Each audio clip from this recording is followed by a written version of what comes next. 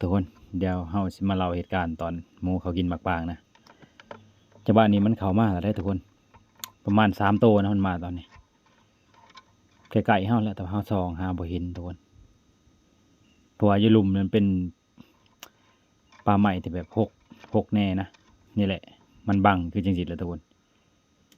คำว่ากลางเว้นนี่กับเบิ่งนี่บ่ได้หกเพราะบ่ได้เด้แต่กลางคืนนี้มันหกเด้อทุกคนนี่เฮาคอยส่องหานะมันกินบริเวณนี้ทุกคนแจ๊บๆมันบ่ติงเด้แล้วก็มันบังเฮาก็บ่เห็นนี่ส่องหาบัดดนๆทุกคนยังบ่เห็นนะแถวนี้แหละทุกคนแถวเฮาส่องนี่แหละมันกินแจ๊บๆเพียงแต่เฮาส่องบ่ถูกปองบ่อนมันอยู่นะนี่บ่อนใดเฮาสงสัยเฮาก็ซึ่งเฮิงเติบนี่ยังบ่เห็นนะทุกคนตัวขาวๆเจ้าว่าตามันบ่จักนะผู้ใดตาดีผู้ใดเห็นนี่แหละก็คอมเมนต์บอกกันเด้อทุกคนนี่ทุกคนนี่โอ้นี่เฮาบ่เห็นเฉยจังหวะนี้นี่อ๋อนี่เฮาก็นำทุกคนเฮาเห็นแวบๆได้เมื่อกี้นี่เฮาก็ส่องนำกดนี่เห็นแต่ต้นไม้ตีงนี่นะนี่ส่องหาบางต้นนี่แหละมันบังพุ่มไม้ตัวนี้แหละนี่ที่จริงถ้าว่าเห็นครับเฮายิงผ่าเข้าไปเลยต้นไม้นี่มันบ่ได้ใหญ่ทุกคนต้นไม้น้อยๆนะบ่เห็นแต่ต้นไม้ตีงนี่เฮาก็ส่องเบิ่งบ่เห็นทุกคนเฮาก็รอจังหวะนี่ส่องหาบ่เห็นนะนี่มันยังกินบักบางได้มันซึ่งอยู่จับแต่ว่าในกล่องอันนี้เห็นเสียงมันบ่มันจับบ่ได้นะทุกคนมันได้แต่ระยะไกลๆซ้ำเมตร2เมตรแหละทุกคนมันจับระยะเสียงได้นะกล่องตัวนี้ถ้าว่าใกล้นี่มันก็จับบ่ได้นี่เฮาก็ส่องหาเรื่อยๆทุกคนส่องหาจะได้ก็บ่เห็นนะนี่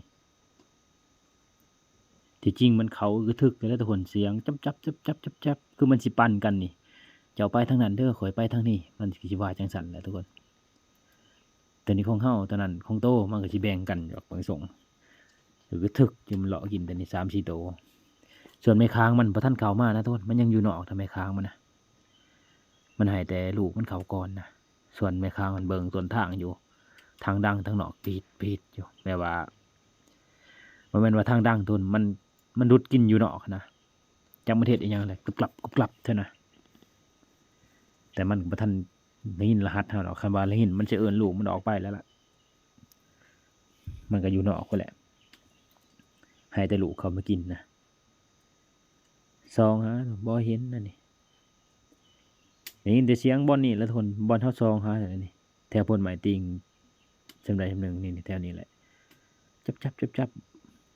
บ่ได้มันเห็นบักบางแล้วมันกินแล้วก็มันก็ซึ่งกินบักบางมันยามกินมันก็บ่ติงแล้วก็บ่เห็นนะ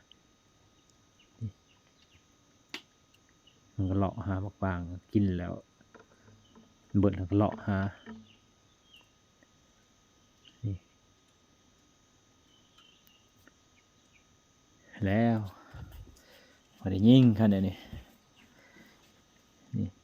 ส่องหาจะเห็นบ่อนนี่หั่นได้ยินแต่เสียงก็ซื่อนี่ทุกคนเฮาส่องเบิ่งมันบังนะ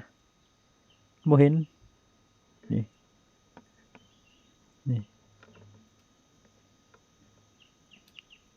ช่องจังได๋ก็บ่เห็นแต่เฮาก็ว่าส่องไปเรื่อยๆทุกคน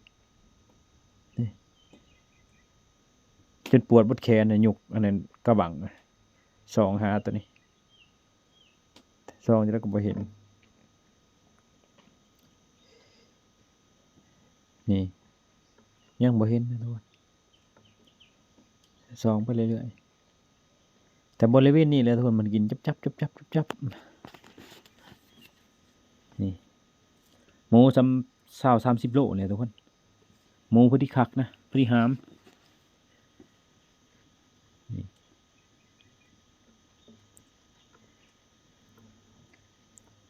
เฮาก็ส่องไปเรื่อยๆผู้ใดตาดีเห็นก็คอมเมนต์บอกกันเด้อทุกคนว่าบ่อนใด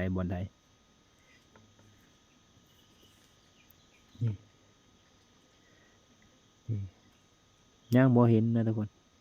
บางคนเบิ่งเห็นแล้วก็สิว่าโอ้มันใสเด้ซำบ่ยิง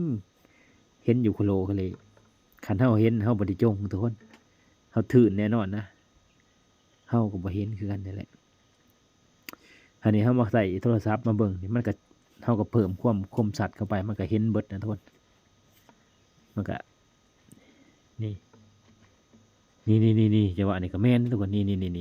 เฮายังส่องหาอยู่นี่อันนี้เฮาเห็นใบไม้ติ้งบ่นี่ฮะเฮาก็เอาไว้หานี่ทุกคนเฮาบ่มั่นใจว่าอีหยังคิดว่าดำๆมันนะทุกคนคันเฮาส่องมือคักนี่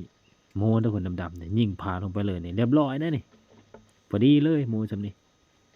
ตัวนี้อยู่ระหว่าง20กว่าโลทุกคนนี่มันก็ไปนะบัดนี้เพราะว่ามันคือสิแม่นติดกินเฮาแล้วเฮาอยู่เทิงมันอยู่หลุมเด้โตมันกับเฮาห่างกันบ่เกิน 5-6 เมตรเลยคนประมาณนี้นะจับเอาก็ได้นี่มันก็เลาะกินเสือจับอยู่นี่เฮาก็ยังส่องหาอยู่เอ้าเฮ็ดมันก็สิเว้าในใจอีกคือเก่าหั่นแหละทุกคนในพานเดี๋ยวนี้อยากได้จัก10 คนเด้มันว่าแนวนี้บ่ได้กินข่อยดอกนี่จังหวะเดี๋ยวเห็นมันติงอีกนี่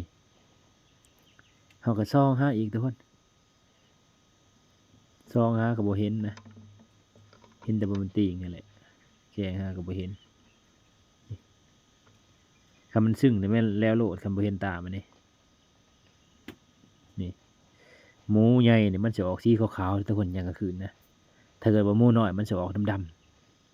ๆนี่เห็นแต่ก็แล้วแต่นะถ้าเกิดมันเข้าป่าดงจังซี่มันจะออกตัวดำๆถ้าเกิดมันอยู่ในเดินบางทีมันก็สิออกตัวขาวๆนะมันก็แล้วแต่สายพันธุ์คือกันเด้บางตัวก็ออกขาวๆตัวใหญ่ส่วนหลายตัวใหญ่มันสิออกขาวๆนะตัวน้อยมันสิออกดำๆนี่ส่องหาจนเมื่อยจนปวดแขนยังว่าเห็นอยู่แต่เฮาก็ส่องหาเรื่อยๆทุกคนกำลังตื่นแต่นอนใส่พอดีมาเบิ่งกับแสงตัวนี้พอดีพางพอดีแฮงบ่เห็นซ้ำตื่นแต่นอนหมูก็มาพอดีเลยนี่จังหวะนี้นี่ตามันได้บางอย่างในตัวแต่เฮาบ่เห็นนะเฮาก็ส่องหาอีกนี่ยังบ่เห็นเทื่อทุกคนแถวนี้มันกินโหหนวกบนหูแถวนี้จับนี่แต่เฮาก็บ่เห็นนะทุกคนส่องไปเรื่อยๆเอาเบิ่งไปนำกันเบิ่งต้นไม้ไปก่อนจะหน่อยจึงเบิ่งตัวปันนี่เห็นแล้วตัวมันนี่เฮาเห็นแวบๆแล้วทุกคนเฮาก็ซึ้งเฮิงเติบนี่วันนี้เฮาก็เมื่อยอดทุกคนยามมันออกหั้นนะเฮาก็เปิดไฟบัดนี้มันก็แล้วเปิดไฟนี่เฮาก็เยื่องหาทุกคนบัดนี้นี่จังหวะนี้เฮาเยื่องหาแม่นบ่เฮาเปิดไฟแล้วบ่โอ้ยังบ่เปิดทุกคนยังอันนั้นอยู่ยังส่องหาอยู่บ่ทันเปิดไฟนะนี่คือจังหวะนี้ล่ะมั้งเฮาเปิดว่ามันถึงเกินไปแล้วใส่เวลาส่องหานี่บ่จังหวะนี้บ่เปิดไฟหาแม่นอีหลีทุกคนนี่แหละจังหวะนี้ล่ะเปิดไฟหาดิแสงไฟเฮาเพราะว่ามันตื่นเฮาแล้วเด้เฮาย้านมันออกเปิดไฟหาเลยบ่เห็นทุกคนบางตัวมันก็อักอยู่มันเห็นแสงไฟเฮานะมันอักอยู่บนหุบบางตัวก็แล่นออกไปหาแม่มันแหละส่วนแม่เพิ่นก็ซึ่งอยู่นอกไปแหละยังบ่ทันพาลูกแล่นอยู่ยังให้ระวังตัวให้ลูกหมอบอยู่เฮาก็ส่องหาทุกคนแต่ว่าที่มันย่างออกกันแล้วเฮาก็เห็นก้นมันก็นำจังหวะนั้นแล้วก็กล้องก็เพ่พอดีทุกคนมันกระแทกกับกระบังเฮานะเฮายัดถือว่าแห้งพอสมควรนะทุกคนถ้าเบิ่งเด้อจังหวะนี้แล้วเฮาสิเห็นมันย่างออกแต่บอลหกจังหวะนี้แหละมันก็บ่ได้แล่นนะทุกคนมันคอยย่างออกเด้ตามในคลิปนี่แหละนี่จังหวะนี้มั้งนี่เฮาเห็นยิงเลยบัดนี้เป็นไดถือบ่ได้กินแต่เดี๋ยวนี้